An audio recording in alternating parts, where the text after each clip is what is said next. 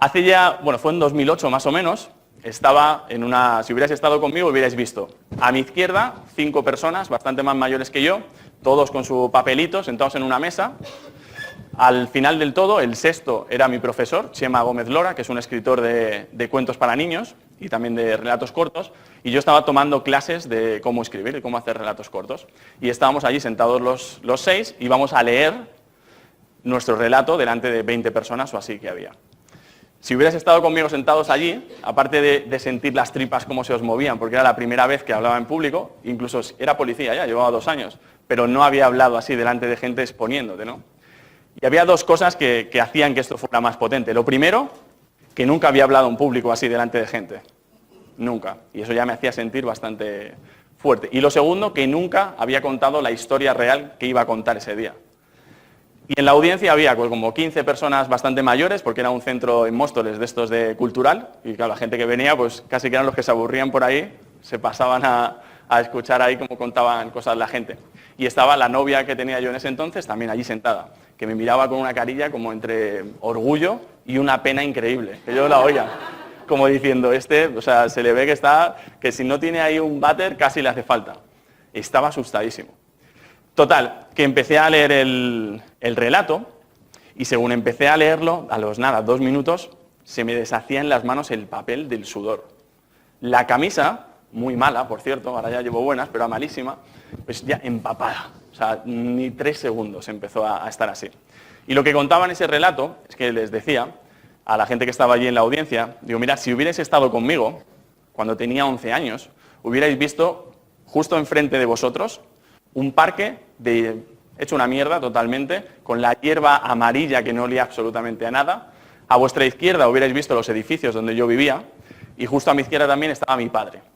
Yo tenía 11 años y estábamos allí sentados los dos, al principio en silencio y viendo allí cómo pasaban filas y filas, casi como si fueran manadas de drogadictos y gitanos y gente que iba hacia los focos, que era una zona que ya no está en San Blas, y que iban todos hacia allí, ahí con la cabeza hacia abajo y mirando, que les veía, sobre todo de pequeño, y decías, parece que van como pensando, pero como si no hubiera una persona dentro, porque iban como, no sé, como una procesión, una sensación muy rara. El olor incluso en el barrio era extraño, ¿no? Es como encima de un parque, había jeringuillas, latas de estas de medio litro de San Miguel, que me acuerdo perfectamente. Y bueno, mi padre, pues me había sacado de casa para contarme una cosa, yo no sabía el qué, tenía 11 años.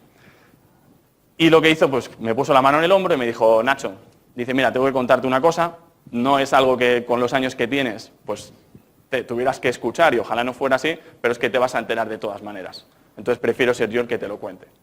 Yo pues miré a mi padre y dije, cuéntame lo que sea, además yo me creía un superhéroe desde pequeño, digo, cuéntame lo que sea que puedo con ello. Y mi padre, pues nada, me miraba de vez en cuando a los ojos, pero sobre todo miraba hacia abajo y me empezó a contar y me dijo, Nacho, ¿desde cuándo recuerdas que he estado yo en casa? Y yo le dije, pues, de siempre. Y me dijo, pues no. Dice, mira, he estado en casa cuando tú tenías 7 años. Hasta los 7 años yo no he estado en casa. Dice, porque he estado en la cárcel. Y yo me quedé así y dije, vale, cuéntame más.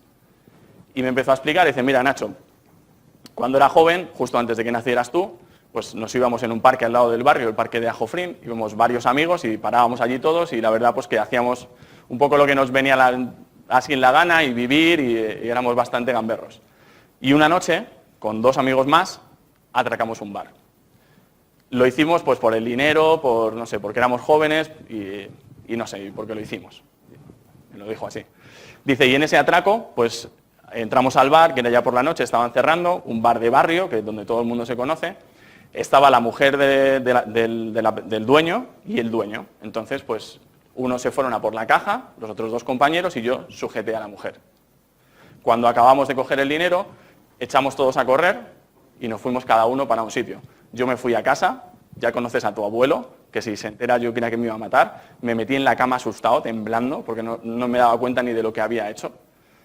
Y al día siguiente, cuando me levanté, ¿cuál fue mi sorpresa? Que lo primero que me enteré por el barrio es que habían matado a un vecino que cuando la gente empezó a huir, intentó parar a uno de los que iba con él y le dio una puñalada y había muerto. Imagínate cómo me sentía yo, porque yo sabía que yo no había matado a nadie, ni mucho menos, pero había sido parte, había robado. Como os decía, yo me quedé alucinado escuchando eso, primero porque todavía estaba en mi cabeza pensando que hasta los 7 años no te he conocido y no me acuerdo, y estaba como loco intentando buscar recuerdos de mi infancia, que aún lo hago todavía porque no me acuerdo, pero buscando ahí, pero ¿cómo puede ser? No me acuerdo, o sea, ha estado conmigo siempre. Y bueno, me siguió contando y dice, mira, al día siguiente, Nacho, cuando tardó muy poco tiempo la policía en enterarse, porque era un barrio, y ya sabéis que en los barrios, un bar tan cercano y tal, pues enseguida se enteraron de que éramos nosotros. Me detuvieron, nos metieron a la cárcel a los 3, nos acusaron del robo y del asesinato, y como no había pruebas, pues durante el juicio, que fue bastante largo, hubo 1000 cosas, como no había pruebas de quién lo había hecho, nos condenaron a los 3 por el asesinato. Y les condenaron a 14 años de cárcel. Con lo cual, pues mi padre entró en la cárcel, dice que lo único que le mantenía con la ilusión era que justo yo iba a nacer, porque cuando yo nací él ya estaba en la cárcel, y bueno, pues ver a su hijo, ¿no? Y luego aparte le íbamos viendo de vez en cuando, que todavía me acuerdo de cómo íbamos en el metro hasta Carabanchel, que hay un momento en el que sale el metro de los túneles, y de eso yo me acordaba, de lo poco que me acordaba. Y el caso es que estuvo los 7 años en la cárcel y me contaba mi padre, mira, durante esos años hice todo lo que estaba en mi mano para que me escucharan y de verdad me reconocieran que yo no había sido el que lo había asesinado. Porque los otros 2 estaban también en la cárcel, de hecho murieron en la cárcel, porque eran drogadictos y el único que quedó era mi padre, que no era drogadicto ni nada de eso. Y él intentó por todos los medios mandar cartas a las televisiones. Además, cartas que si las leyerais alucinaríais, porque ponía exactamente, decía, mira, yo lo que hice fue entrar, agarré a la mujer por detrás, le tapé la boca para que no hablara, hicimos el robo, me marché corriendo a mi casa y yo no hice nada de lo demás. Y lo contaba, televisión, radio, escribió al rey, al presidente del gobierno, pidiendo indultos de todas las maneras que se podían hacer. A los 7 años, que según me contaba él, dice, mira, yo ya seguía haciendo cosas porque no quería rendirme, pero ya estaba un poco desesperado. A los 7 años, el rey solo ha concedido 2 indultos en todo lo que lleva de Constitución, uno de ellos es el de mi padre. Y le concedieron el indulto y a los 7 años salió, habiendo cumplido su parte totalmente de lo que era el robo, pero le indultaban de la parte del asesinato. Total, hasta aquí, pues dices, pues mira, final feliz, ¿verdad? Parece que está bien. Pues justo cuando mi padre estaba hablando conmigo, yo tenía 11 años, había sucedido lo siguiente. Imaginaos esto, habéis reconstruido vuestra vida, todo el mundo en el barrio sabe lo que había pasado, de hecho todo el mundo cree que sois un asesino, porque todo el mundo creía eso, de hecho la familia de esta persona que murió vivía en el siguiente portal al mío, vivían al lado. Y a los 3, 4 años mi padre ya tenía trabajo, estaba trabajando de cocinero, se presenta la policía para entregar una nota judicial allí en el trabajo. Para empezar, echan a mi padre porque va la policía y ven que era algo de la cárcel, de no sé qué, entonces le echan por eso. Y la nota judicial lo que decía era que como no había nadie más vivo, pues que él, aunque le habían indultado, tenía que pagar 2,5 millones de pesetas de indemnización a la familia. Tan paradójico que dices, pero si me han indultado como que yo no fui, ¿por qué tengo que pagar la indemnización? Pues el caso es que tenía que pagarla sí o sí.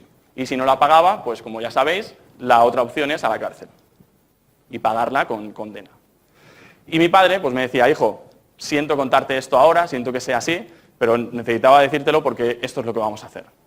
Vamos a recoger firmas por el barrio, me enseñó el cartel, que era pues un cartel como este, donde tenía nuestra foto de familia, que salíamos todos, y debajo pues todo el texto explicando todo para recoger firmas y volver a intentar hacerse oír y que le dijeran, oye, vale, es verdad, te hemos dado un indulto, no tienes que pagar esto. Evidentemente me quedé un poco en shock y en ese momento como que muchas cosas pasan por tu cabeza, y más siendo un niño y se graba para siempre en tu mente, y le dije, vale, pues vamos a recoger firmas, no pasa nada. Desde ese momento, a los siguientes meses, pues yo iba a la panadería, a la charcutería, a todos los sitios, a llevar los papeles y a recoger las firmas. Y tan feliz. O sea, no te creas que yo iba feliz porque estábamos haciendo que nos escucharan, ¿no?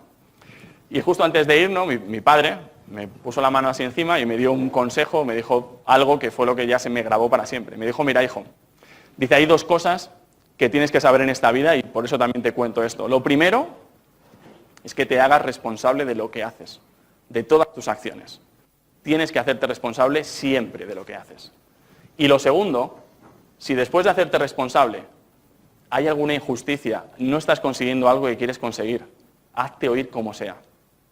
Como sea. Escribe, grita, manifiéstate, haz lo que sea necesario, pero hazte oír.